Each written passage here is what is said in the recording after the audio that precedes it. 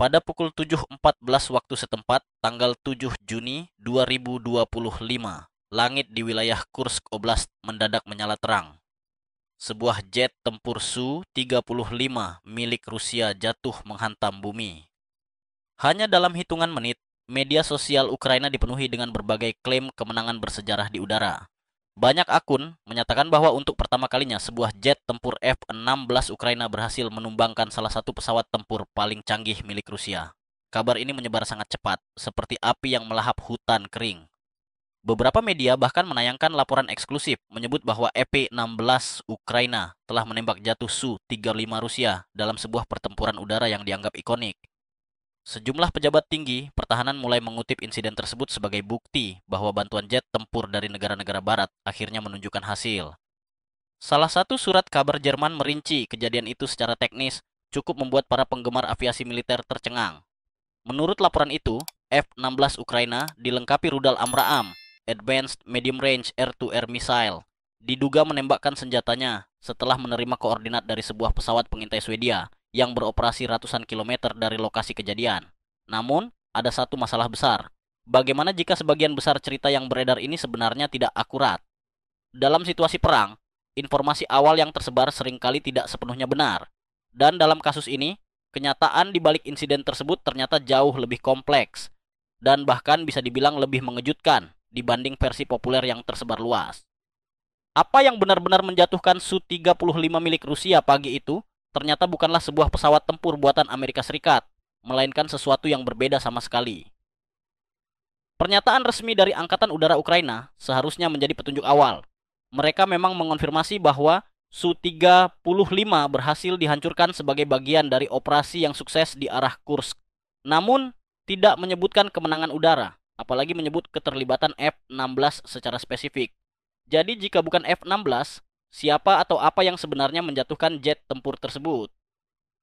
Pagi itu, sekitar pukul 6.45, seorang pilot Su-35S Rusia melakukan pemeriksaan pra-penerbangan di sebuah pangkalan udara di wilayah barat negara tersebut. Mesin ganda Saturn AL-31F-nya mulai menyala, sementara tim teknisi darat memutus sambungan daya eksternal. Hanya dalam beberapa menit, teknologi jet tempur seberat 35.000 pon yang menjadi kebanggaan kekuatan udara Rusia bersiap meluncur ke landasan, yakin akan keunggulannya terhadap apapun yang dimiliki Ukraina. Pilot tersebut ditugaskan untuk misi patroli udara rutin di perbatasan Kursk. Pasukan darat Rusia sebelumnya melaporkan adanya peningkatan aktivitas dari pihak Ukraina, sehingga perlindungan udara menjadi mutlak diperlukan. Misi sang pilot sangat jelas, mempertahankan ketinggian 27.000 kaki di sekitar 16 km dari wilayah Rusia, dekat kota Koronavo, dan menghalangi setiap pesawat Ukraina yang mencoba memberikan dukungan udara untuk pasukan darat mereka. Su-35S yang ia operasikan merupakan salah satu lambang supremasi udara Rusia. Radar pasif dengan array pemindaian elektronik milik pesawat ini mampu melacak hingga 30 target secara bersamaan dalam radius lebih dari 400 km. Bayangkan seperti Anda berada di Moskow dan bisa melihat pesawat yang terbang di atas langit Saint Petersburg. Mesin dengan sistem dorongan vektor memberikan kemampuan manuver yang luar biasa, seolah melawan hukum fisika.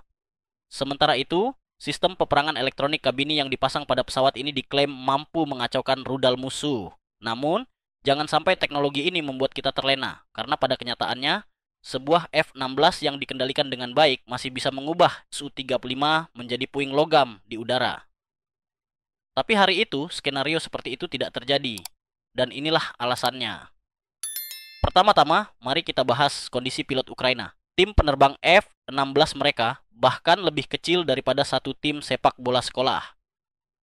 Ukraina baru menerima batch pertama F-16 mereka pada bulan Agustus 2024, kurang dari 1 tahun sebelum insiden ini terjadi. Latihan dan kesiapan tempur masih dalam tahap pengembangan. Dari total 85 unit jet tempur yang dijanjikan oleh negara-negara barat kepada Ukraina, hanya sekitar 10 unit yang benar-benar siap operasional pada bulan Juni 2025. Coba bayangkan, 10 pesawat tempur saja untuk melindungi wilayah seluas negara bagian Texas di Amerika Serikat. Kondisi para pilot Ukraina bahkan lebih mengkhawatirkan. Sebagian besar dari mereka telah menghabiskan karir mereka menerbangkan pesawat era Soviet seperti MiG-29 dan Su-27. Kini, mereka harus beradaptasi dengan F-16, sebuah platform yang bukan hanya berbeda secara teknis, tetapi juga bertolak belakang secara doktrinal. Jika doktrin militer Soviet berfokus pada pertempuran visual dan manuver individu, maka F-16 dirancang untuk pertempuran jarak jauh, menggunakan jaringan data dan strategi terpadu. Para analis pertahanan udara mengatakan bahwa dibutuhkan waktu setidaknya 2 hingga 3 tahun agar seorang pilot benar-benar menguasai pesawat jenis baru seperti ini. Namun pada saat itu, banyak pilot Ukraina bahkan belum memiliki waktu pelatihan setahun penuh. Dan ada satu topik sensitif yang jarang dibahas secara terbuka. Tingkat kerugian. Dalam waktu kurang dari 1 tahun, 3 unit F-16 telah hilang. Insiden pertama terjadi pada Agustus 2024 saat Letnan Kolonel Alexei Mes mengalami kecelakaan saat menjalankan misi. Kejadian kedua menyusul pada April 2025 dan yang ketiga berlangsung hanya beberapa minggu sebelum insiden yang menjadi fokus cerita ini, tepatnya pada Mei 2025. Tingkat kehilangan ini berarti 30% dari total armada yang tersedia. Angka yang sangat tinggi dan hampir tidak dapat dipertahankan, kecuali jika pasokan pesawat tambahan segera datang sesuai rencana awal. Laporan intelijen Rusia pada pagi hari itu menyebutkan bahwa aktivitas F-16 di wilayah utara Ukraina sangat terbatas. Dan informasi itu ternyata benar. Pesawat-pesawat tempur barat yang sangat berharga milik Ukraina lebih difokuskan ke wilayah selatan dan timur, di mana efektivitas mereka bisa dimaksimalkan untuk tujuan pertahanan. Tugas utama mereka adalah mencegat rudal jelajah dan drone yang dapat mengancam infrastruktur penting. Dalam peran defensif seperti ini, F-16 dapat memanfaatkan keunggulan radar canggih dan rudal berpemandu sambil meminimalkan risiko terkena serangan dari jet tempur Rusia atau sistem rudal permukaan ke udara. Mengarahkan salah satu dari aset udara berharga ini ke misi yang mengharuskan masuk 16 hingga 50 km ke dalam wilayah udara Rusia bukan hanya berisiko tinggi, tapi juga bisa dikatakan sebagai tindakan strategis yang berani atau bahkan nekat. Itu seperti menggunakan mobil pemadam kebakaran terakhir untuk mengantar makanan cepat saji, sementara seluruh kota sedang terbakar. Namun, kepercayaan diri pihak Rusia pagi itu tidak hanya berdasar pada statistik. Para pilot mereka sadar bahwa ancaman yang lebih besar sebenarnya datang dari sistem pertahanan udara Ukraina yang terus berkembang dan mulai memperluas jangkauan mereka hingga ke dalam wilayah Rusia sendiri. Ironisnya, penilaian ini memang akurat dan justru bisa menjadi bumerang. Sistem pertahanan yang sangat mereka andalkan, yang dirancang untuk menghalau berbagai ancaman dari rudal barat, pada pagi itu akan menghadapi ujian terberatnya. Ketika para pilot Su-35 membentuk formasi patroli udara pada pukul 7 pagi, mereka tidak menyadari bahwa setiap gerakan mereka sedang diawasi oleh sensor elektronik canggih yang tidak bisa mereka lihat atau deteksi. Menurut laporan yang diterbitkan oleh media Jerman, sebuah pesawat Saab 340 milik Swedia dilaporkan tengah melakukan misi di atas wilayah tengah Ukraina. Pesawat tersebut dilengkapi sistem radar RYY yang mampu mendeteksi target udara hingga radius 450 km, sebuah teknologi pengintaian yang bisa mengubah arah sebuah misi dalam sekejap. Saat ini, Swedia telah berkomitmen untuk mengirimkan 2 pesawat pengintaian canggih ke Ukraina sebagai bagian dari paket bantuan militer senilai 1,3 miliar dolar IAPLAM. Pesawat pertama dilaporkan telah tiba pada bulan April 2025, hanya 2 bulan sebelum insiden besar terjadi. Namun, ini bukan pesawat pengawas biasa. Pesawat ini ibarat pusat komando udara mini yang dilengkapi teknologi tingkat tinggi. Jenis teknologi yang bisa membuat perusahaan rintisan di Silicon Valley merasa iri. Saab 340 tersebut dibekali radar AIS-APS 990 RYY, sebuah sistem radar array pemindaian elektronik aktif. Berbeda dengan radar kubah berputar yang sering terlihat di pesawat milik Amerika Serikat, radar RYY dipasang pada balok datar di atas badan pesawat. Sistem ini mampu mendeteksi dan melacak target di udara maupun di laut dalam jarak antara 300 hingga 450 km. Tergantung pada ketinggian dan kondisi atmosfer. Teknologinya cukup canggih untuk menyaring gangguan dari permukaan tanah, melacak rudal jelajah berkecepatan rendah, bahkan mendeteksi objek kecil seperti periskop di permukaan laut. Namun, disinilah fakta teknis bertemu dengan narasi media yang terlalu sederhana. Untuk Saab 340 dapat memandu sebuah F-16 menuju target secara efektif. Keduanya harus mampu berbicara dalam bahasa yang sama, yaitu sistem komunikasi taktis NATO yang dikenal sebagai Link 16. Link 16 bukan sekadar jaringan komunikasi biasa. Ia adalah semacam sistem saraf pusat dari peperangan modern, memungkinkan berbagai platform militer berbagi informasi dalam waktu nyata. Bayangkan Link 16 seperti grup WhatsApp versi militer, di mana semua unit berbagi posisi mereka, pengamatan visual, dan bahkan target secara simultan. Seluruh komunikasi ini dienkripsi dan dilindungi dari gangguan. Dengan Link 16, Saab 340 bisa mengirim sinyal seperti ada pesawat tempur Rusia di koordinat X menuju arah Y, ketinggian Z, setiap milidetik. Informasi ini sangat penting untuk memberikan panduan tembakan yang presisi bagi jet tempur F-16 yang terhubung. Namun, disinilah muncul perdebatan besar. Berdasarkan sejumlah sumber, termasuk dari internal militer Ukraina, sistem Link 16 pada F-16 Ukraina diduga telah dicabut atas permintaan Amerika Serikat. Pemerintah Amerika Serikat khawatir teknologi sensitif ini bisa jatuh ke tangan yang salah jika salah satu F-16 tertembak jatuh atau berhasil diamankan oleh pihak lawan. Ibarat memberikan seseorang sebuah ponsel pintar, namun mencabut kartu SIM dan chip Wi-Fi-nya. Ponsel itu memang masih bisa digunakan untuk mengambil foto, tapi tidak bisa membagikannya ke siapapun. Tanpa Link 16, komunikasi antara Saab 340 dan F-16 hanya dapat dilakukan melalui radio suara biasa. Dalam konteks tempur udara jarak jauh, beyond visual range, jeda waktu antara komunikasi suara, interpretasi pilot, dan aksi nyata di udara sangat menentukan. Sebuah jet tempur berkecepatan tinggi dapat berpindah beberapa kilometer hanya dalam hitungan detik, dan itu bisa berarti perbedaan antara keberhasilan dan kegagalan misi. Jalur waktu juga memunculkan pertanyaan teknis. Pesawat Saab 340 pertama tiba pada April 2025, sedangkan insiden yang jadi perhatian utama terjadi pada awal Juni. 2 bulan memang terdengar cukup lama, tapi mengintegrasikan sistem radar peringatan dini yang sangat kompleks ke dalam angkatan udara yang belum pernah mengoperasikannya sebelumnya bukanlah hal mudah. Ibarat belajar memimpin orkestra simfoni ketika sebelumnya Anda hanya pernah tampil sebagai pemain solo. Dibutuhkan waktu, prosedur yang terstruktur, serta pelatihan intensif untuk menyelaraskan sistem dan manusia agar dapat bekerja secara efektif. Tanpa koordinasi yang matang, ide tentang transfer data langsung dari pesawat pengintai Swedia ke jet tempur F-16 milik Ukraina menjadi jauh lebih sulit untuk diwujudkan. Meskipun radar RYY berhasil mendeteksi kehadiran Su-35 dan mencoba membimbing jet tempur Ukraina ke arah target, ketiadaan sistem data link yang terintegrasi memaksa pilot untuk mengandalkan komunikasi suara biasa, penilaian situasional manual, dan penguncian radar secara konvensional. Semua ini harus dilakukan dalam situasi tempur berkecepatan tinggi menghadapi jet tempur generasi keempat yang sangat lincah dan sedang beroperasi jauh di wilayah udara lawan. Ini bukanlah formula untuk kemenangan telak, justru sebaliknya, ini adalah resep menuju kekacauan. Perlu diingat, hambatan yang dihadapi bukan semata teknis, tetapi juga strategis. Jet F-16 adalah platform baru sepenuhnya dalam armada udara Ukraina. Para pilotnya baru saja menyelesaikan pelatihan, sementara tim pendukung masih mempelajari cara merawat dan mempersiapkan pesawat ini dalam kondisi medan perang. Infrastruktur keseluruhan juga sedang dalam proses adaptasi, beralih dari sistem era Soviet menuju teknologi standar barat setelah puluhan tahun menggunakan pesawat buatan Blok Timur. Bahkan, dalam lingkup NATO sendiri, integrasi antara pesawat peringatan dini seperti AWACS dan pesawat tempur memerlukan waktu bertahun-tahun untuk benar-benar efektif. Mengharapkan Ukraina bisa mencapai tingkat interoperabilitas seperti itu dalam waktu hanya 60 hari, di tengah tekanan pertempuran, bukan hanya optimis, tapi juga tidak realistis. Dari sinilah, kita hanya bisa mengarah pada satu kemungkinan paling logis, yang menjelaskan bagaimana pesawat Rusia bisa tertembak jatuh.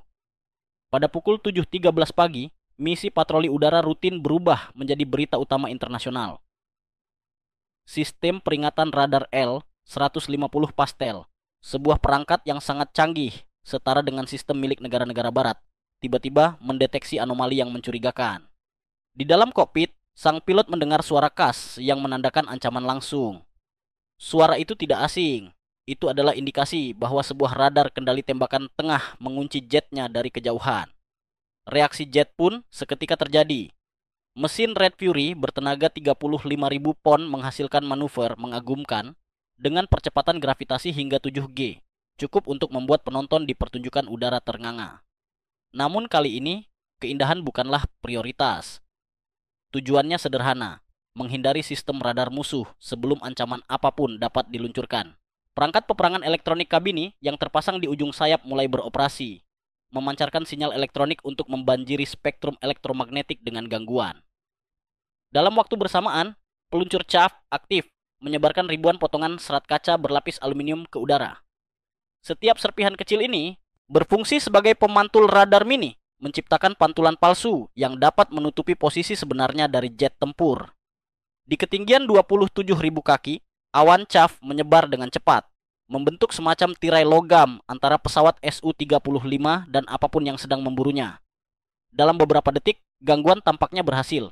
Suara intens dari sistem peringatan radar mulai melemah, berubah menjadi bunyi terputus-putus. Radar musuh yang sebelumnya mengunci target kini kehilangan fokus akibat kombinasi jamming elektronik dan pantulan palsu. Untuk sesaat, pilot merasa lega. Sistem pertahanan yang ia andalkan, hasil dari perkembangan teknologi perang elektronik Rusia, tampak bekerja dengan baik. Namun, pada pukul 7.14.08, tepat 26 detik setelah peringatan pertama, sistem peringatan rudal kembali aktif. Kali ini, bunyinya berbeda, lebih cepat, lebih mendesak, dan menandakan adanya ancaman baru yang datang dengan kecepatan tinggi. Ini bukan lagi radar yang mencoba mendeteksi keberadaan pesawatnya. Sekarang, sebuah rudal telah terkunci, meluncur dengan kecepatan tinggi, dan telah melewati tahap akselerasi, mengejar pesawatnya dengan satu tujuan pasti. Sang pilot menarik tongkat kendali dengan cepat dan membalikkan badan pesawatnya, menukik tajam ke bawah dalam manuver ekstrim berbentuk huruf S, sebuah usaha terakhir yang penuh ketegangan. Jika dia bisa menyelam cukup cepat dan mendapatkan kecepatan yang memadai, mungkin dia bisa membuat rudal itu kehilangan lintasannya atau kehabisan energi saat mencoba mengikutinya. Mesin pesawat dipacu hingga batas maksimal. Nozzle pendorong berputar ke arah ekstrim, memberikan daya manuver mendadak yang, bagi pesawat tempur biasa, bisa menyebabkan kerusakan struktural. Semburan api muncul dari suar pengalih seperti kembang api malam hari, masing-masing menyala lebih panas daripada knalpot mesin jet Su-35. Biasanya, suar ini bisa mengecoh rudal pencari panas. Tapi kali ini, senjata yang melesat menuju pesawatnya tampaknya tidak memperdulikannya. Unit pencari radar rudal itu tidak terpancing oleh panas mesin, melainkan tetap fokus pada massa logam besar yang menjadi target utamanya. Sekarang jelas, ini adalah rudal dengan sistem pemandu aktif yang bisa melacak secara mandiri. Rudal itu melakukan penyesuaian akhir terhadap jalurnya. Berbeda dengan rudal permukaan ke udara generasi lama yang bergantung pada radar dari darat untuk navigasi, senjata ini dilengkapi sistem pencari radar internal, membuatnya makin otonom dalam mengejar target. Kabini flare yang biasanya efektif untuk mengacaukan sistem pemandu yang bisa diprediksi, kini gagal melawan teknologi yang seolah-olah bisa berpikir sendiri. Pada pukul 7.14, tabrakan hampir tidak bisa dihindari. Sensor pada rudal mendeteksi ukuran dan massa pesawat Su-35 telah sesuai. Menyadari saatnya telah tiba, sang pilot meraih tuas pelontar. Dalam sepersekian detik sebelum rudal menghantam kokpit, ledakan kecil terjadi. Kaca kanopi hancur berkeping, dan kursi pelontar K-36DM meluncurkan dirinya keluar dari pesawat dengan kekuatan 20 kali gravitasi. Dari ketinggian 19.000 kaki, tubuhnya melayang di langit pagi di atas Kursk. Dan dia melihat dengan mata kepala sendiri pesawat Su-35 miliknya berubah menjadi puing-puing terbakar. Pesawat yang beberapa menit lalu tampak begitu unggul, kini hanya tinggal tumpukan logam yang berasap. Saat tubuhnya melayang dengan parasut, satu pertanyaan memenuhi pikirannya. Apa sebenarnya yang baru saja menghantamku? Senjata yang mengubah Su-35 menjadi bangkai bukanlah buatan Ukraina, Swedia, atau perangkat rahasia tak dikenal. Kemungkinan besar itu adalah buatan Amerika Serikat, pernah digunakan dalam pertempuran, dan tersembunyi secara terang-terangan. Sistem rudal pertahanan udara MIM-104 Patriot dikirim ke Ukraina pada bulan April 2023. Sistem Patriot mewakili puncak teknologi pertahanan udara dari dunia barat. Namun, menyebutnya hanya sebagai sistem pertahanan udara sama saja dengan menyebut ponsel pintar sebagai alat untuk menelepon. Patriot adalah sistem tempur berbasis jaringan yang sepenuhnya terintegrasi, merevolusi konsep tradisional mengenai dominasi udara. Disinilah semuanya mulai menjadi menarik. Sistem ini menggunakan teknologi pemanduan melalui pelacakan langsung rudal, dan pada versi terbaru memiliki 3 varian. Berbeda dengan sistem rudal lama yang memerlukan radar darat untuk terus membimbingnya, rudal Patriot kini lebih mandiri dalam mengunci dan mengejar target. Di tahap akhir penerbangannya, radar internalnya diaktifkan, membuatnya sangat sulit untuk dikacaukan, begitu target telah terkunci. Angka-angka yang menyertainya sungguh mencengangkan, jangkauan maksimum hingga 160 km, ketinggian operasional lebih dari 72.000 kaki, dan kecepatan terminal yang melebihi Mach 5. Itu sudah cukup untuk membuat target kehilangan kesempatan hanya dalam waktu kurang dari 2 detik, dari momen peluncuran hingga titik benturan pada jarak dekat. Kecepatan luar biasa, kemampuan manuver tinggi, serta sistem pendorong canggih dari pesawat Su-35 tidak lagi berarti banyak ketika rudal yang meluncur mengejarnya jauh lebih cepat dari peluru senapan dan melakukan penyesuaian lintasan hingga 50 kali per detik. Dan ini bukan sekadar teori, ini adalah taktik tempur nyata yang telah diterapkan di medan perang. Pada tanggal 14 Januari 2024, sistem pertahanan udara Patriot milik Ukraina berhasil menghantam dan menjatuhkan pesawat peringatan dini A-50 AWACS milik Rusia di atas Laut Azov. Meski pesawat A-50 tersebut dilengkapi sistem pengacau elektronik canggih, pada bulan Mei 2023, sistem Patriot yang ditempatkan di dekat perbatasan kembali sukses menumbangkan 2 unit Su-35 di wilayah Oblast Bryansk. Para pilot Rusia kemungkinan merasa aman dan percaya diri, sebagaimana korban peristiwa 7 Juni. Sebab pada saat itu, mereka masih terbang di atas wilayah udara sendiri, dengan perlindungan dari sistem pertahanan negaranya. Kini, pernyataan samar dari Angkatan Udara Ukraina tampak masuk akal. Dengan mengonfirmasi keberhasilan operasi, tanpa mengungkapkan metode serangan, mereka berhasil melindungi informasi strategis, sambil membiarkan berbagai spekulasi tumbuh di kap dunia. Dan jika para pilot Rusia kini percaya bahwa pesawat F-16 Ukraina sedang memburu mereka, maka rasa takut itu sendiri telah menjadi alat pertahanan psikologis yang cukup ampuh.